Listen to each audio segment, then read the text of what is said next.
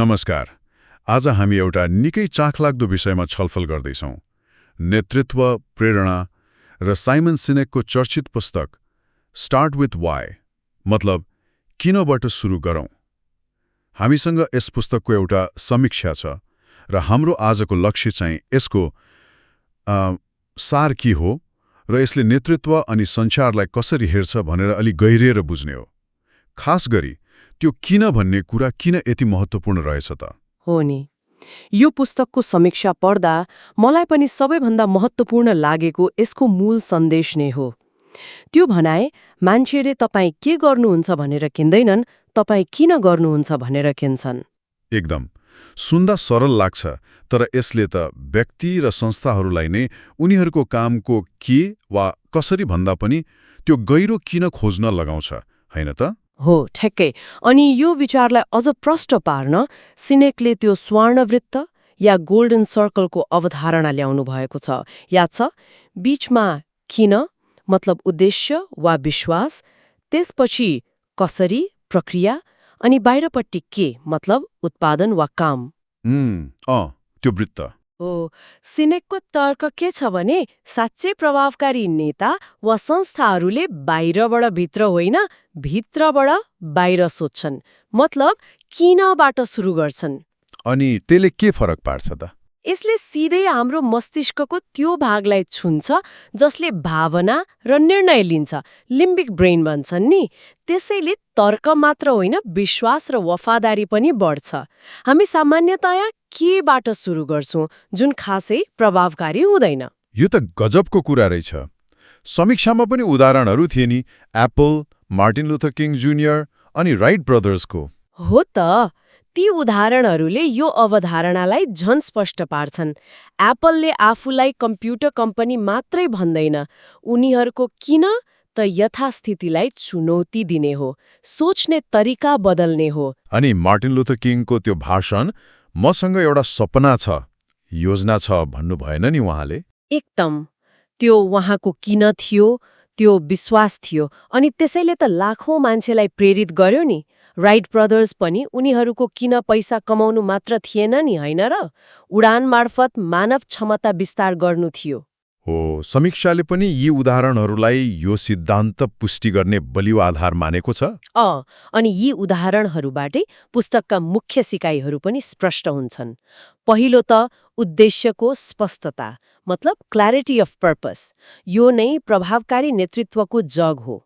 किन थाहा भएपछि निर्णय लिन सजिलो हुन्छ, अरूलाई तान्न सजिलो हुन्छ।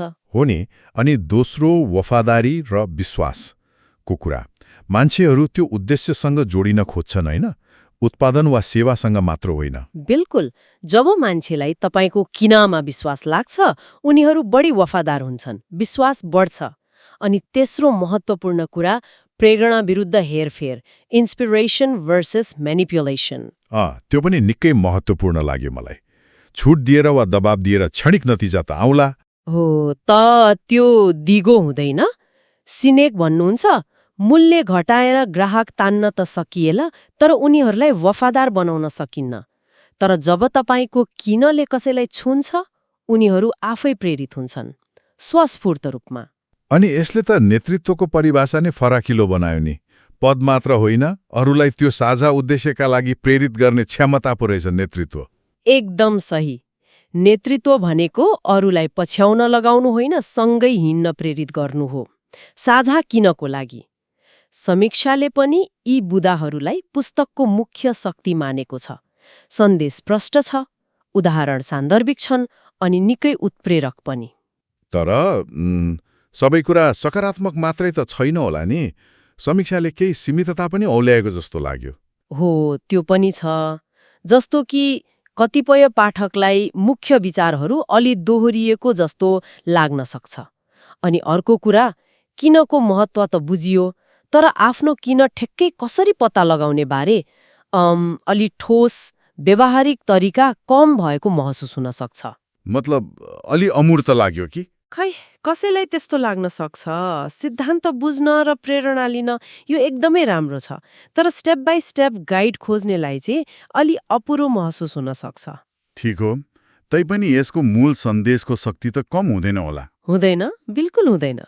त्यसो भए सारमा भन्नुपर्दा यो समीक्षाले हामीलाई के भन्छ भने चाहे त्यो व्यक्तिगत जीवन होस् या नेतृत्व वा व्यवसाय, आफ्नो काम पछाडिको त्यो गहिरो उद्देश्य, त्यो किनलाई बुझ्नु र त्यसै अनुसार चल्नु नै दिगो सफलता र सन्तुष्टिको बाटो हो। समीक्षाको निष्कर्ष पनि त्यस्तै थियो नि। स्टार्ट विथ वाइ ले सफलता कसरी पाउने मात्र सिकाउँदैन, सफलता किन महत्त्वपूर्ण छ भनेर सिकाउँछ। हो, एकदमै मार्मिक निष्कर्ष छ। अब यो छलफललाई बिट मार्दै गर्दा एउटा प्रश्न सोचौँ न, सायद सबैका लागि सान्दर्भिक होला। हामीले आफ्नो दैनिक काममा, आफ्नो व्यक्तिगत लक्ष्यमा अथवा हाम्रो संस्थाको उद्देश्यमा यो किन भन्ने अवधारणालाई कसरी अझ गहिरोसँग जोड्न सक्छौँ होला? हामी जे गर्दैछौँ त्यसलाई साँच्चै केले प्रेरित गरिरहेको छ त? यो सोच्नु पो फाइदा